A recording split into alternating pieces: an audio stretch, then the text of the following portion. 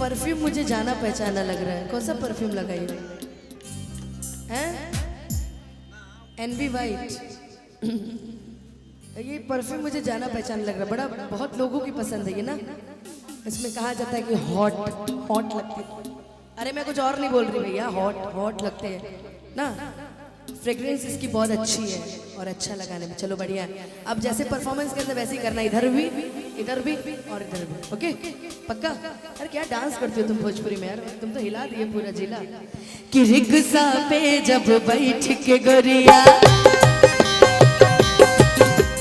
Rickshaw पे जब बैठ के गोरिया, रिक्शा पे जब बैठ के गोरिया चलेली बाजारी में, रिक्शा पे जब बैठ के गोरिया चलेली बाजारी में, मन करला कि बिन पूछले उनके धोली अकबारी में, मन करला कि बिन पूछले उनके धोली अकबारी में, रिक्शा पे जब बैठ के गोरिया,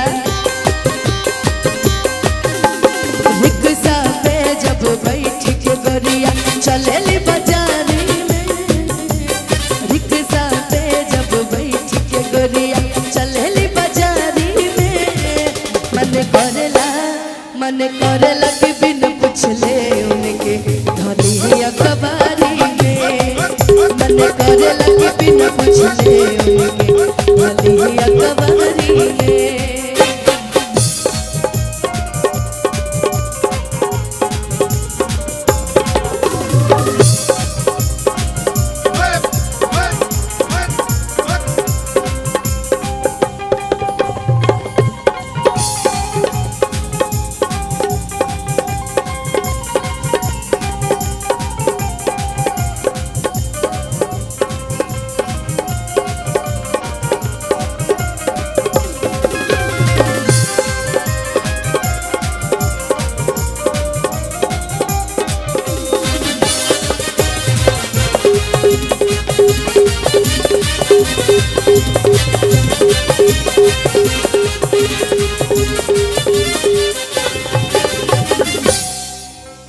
कजरारी नैना में लागे झीलियन गहराई, देखो कितनी इसकी आंखें इतनी इसकी आंखें इतनी सुंदर लग रही है। इसे तुम्हारे लिए लिखा है।